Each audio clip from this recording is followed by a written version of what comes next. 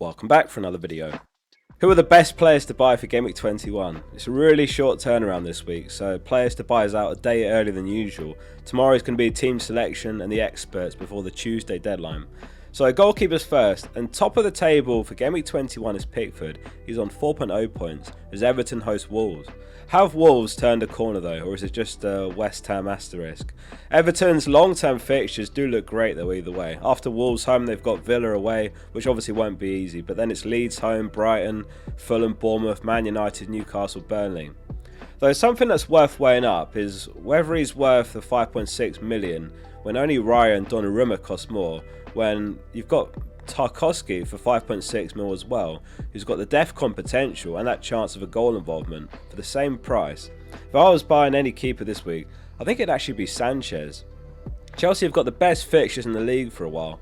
They've got Fulham away, Brentford home, Palace away, West Ham home, Wolves away, Leeds home and Burnley home. There's got to be clean sheets in that run. It's just kind of unfortunate timing with the Maresca situation. That's the only thing with Sanchez and Chelsea assets in general. It's just a bit of an unknown, isn't it? Like, how are things going to play out over that run? How will Chelsea settle under a new manager? Things could only worsen, or maybe whoever comes in gets a tune out of them. To be fair, the fixtures are there, so whoever comes in is coming in at a perfect time, really. Are Chelsea the next big ahead of the curve team to invest in? Despite facing Liverpool next, Raya is joint third on the table with Donnarumma and Pope for Gameweek 21, and he's top of all keepers for the next 5 Gameweek projections. But yeah, obviously the lack of clean sheets lately has been a massive frustration with Raya and Arsenal defenders. Extremely good defensive numbers, best in the league by a mile, but Arsenal have just been finding ways to concede. Not helped by Gabriel, by the way, last match, who did go on to redeem himself. But yeah, on that note, let's talk about defenders next. Just a quick look at the fixture ticker. So who's got the best fixture run from a defensive perspective? Arsenal remain top for the next 6 game weeks, so it's looking like double Arsenal defence and then maybe one of Rice or Saka's the way to go. Then it's Man City in second, then it's Chelsea, and then it's Everton. So that lends weight to City defenders being good picks. Maybe the likes of Matheus Nunes, maybe Ruben, maybe Vardiol.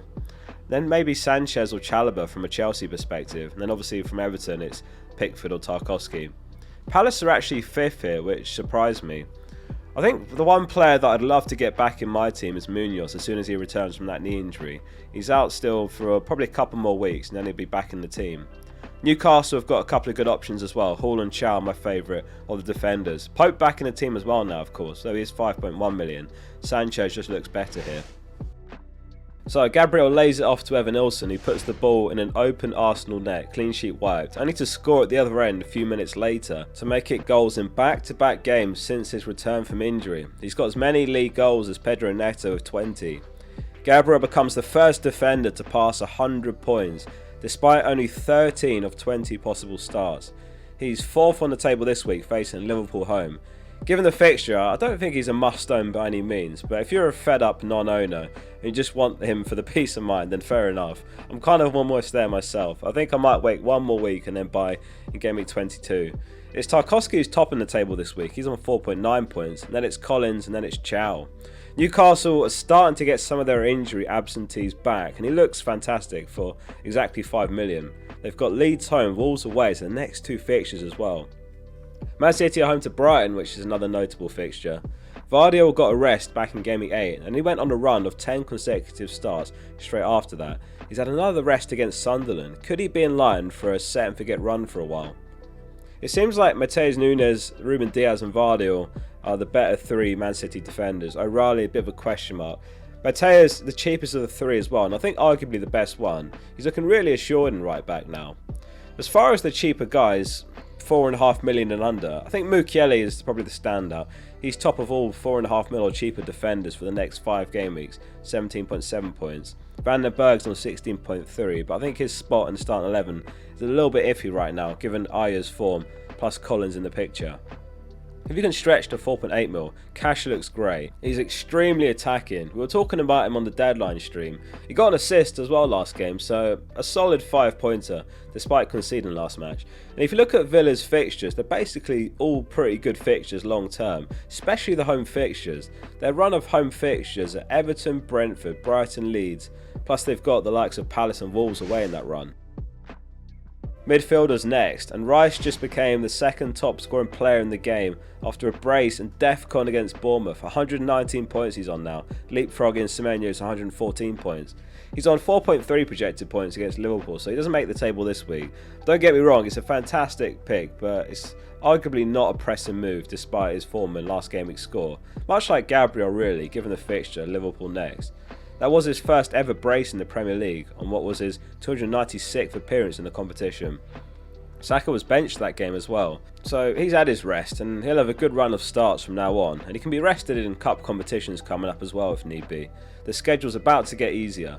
Cunha tops the table this week though, 6.4 points. Man United playing against Burnley. Foden is second for that Brighton fixture at the Etihad, and then it's Sharda, then it's Saka, and then it's Palmer. So Palmer, I've actually penciled in a possible transfer in for Palmer in Gameweek 24. I'd like to see a bit more from him in terms of his minutes and form. It'll have to be Foden that probably makes way in all likelihood. The fixtures turn a little bit for Man City around then, whereas for Palmer they're amazing.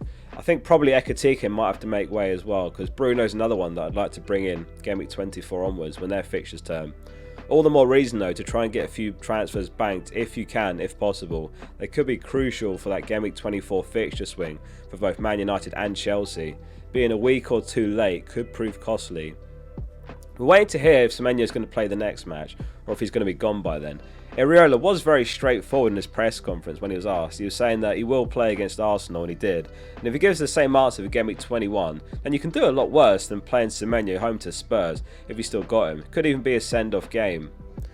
It took Gordon 13 game weeks to get his first goal involvement, and he's looking more in form lately. The next two as well are incredible fixtures. He's got lead time Wolves away, so he's the perfect Semenyo replacement if needed, or if you just need a midfielder in general around that price. Cherki as well, he's 0.6 million cheaper. He looks better for Gameweek 21, but the next 5 Gameweek projections have Gordon slightly ahead. Looking at the cheaper mids lastly, Tavernier is actually someone who's on my watch list. He's 5.6 million.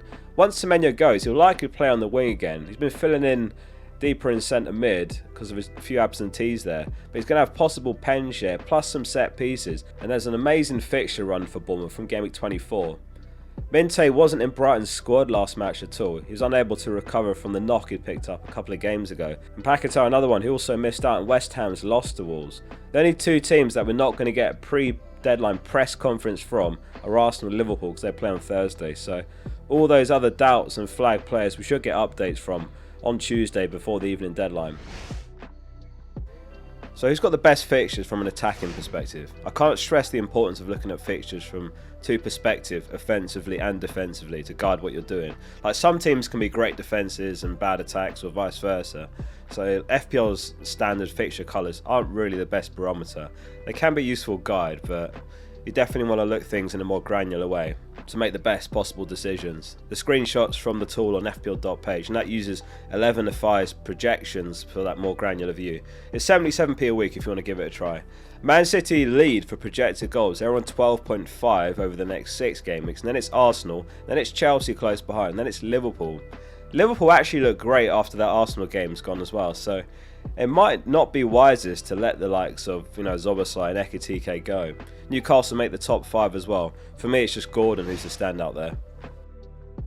Forwards next, and for Gameweek 21, Haaland's miles ahead this week of the other forwards. He's on 7.5 points with City hosting Brighton. Man United, as I said earlier, they've got Burnley, so we've got Sesko second on the table, but definitely don't buy. And the same applies to Cunha as well, despite him topping the table for midfielders, unless maybe it's like a 1 week punt before you plan to wildcard or something. After that Burnley game, Man United have got Man City home, Arsenal away, so that's the opportunity to hop off all your Man United assets. We'll talk about Cunha replacements in Gameweek 22's video. Make sure you subscribe for that. Again, this week it's a pretty bleak forwards list, isn't it? Which I think does lend weight to a 3-5-2 or maybe even a 4-5-1 or 5-4-1 formation being the best right now. Like there's Mateta, Bowen, Thiago. They're okay, but they're not the most inspiring picks. Bowen just became the first forward to hit DEFCON points twice, but that's really not what you want from one of your strikers, is it? It's the goals and assists, and this list, to me, just doesn't scream goals. I mean, Watkins is actually on a great patch of form, and on last week's Players To Buy video, we did mention his form and fixtures, but it's just ultimately the price, isn't it, that makes him a difficult pick. You could go Ekatike to Watkins, but Liverpool have got Burnley home in Gameweek 22, so I think it's likely just worth riding out the Arsenal fixture in between if you've got any Liverpool assets, and then potentially sell after the Burnley game. Let us know your transfer plans below. Thanks for watching as always. See you soon for the next one.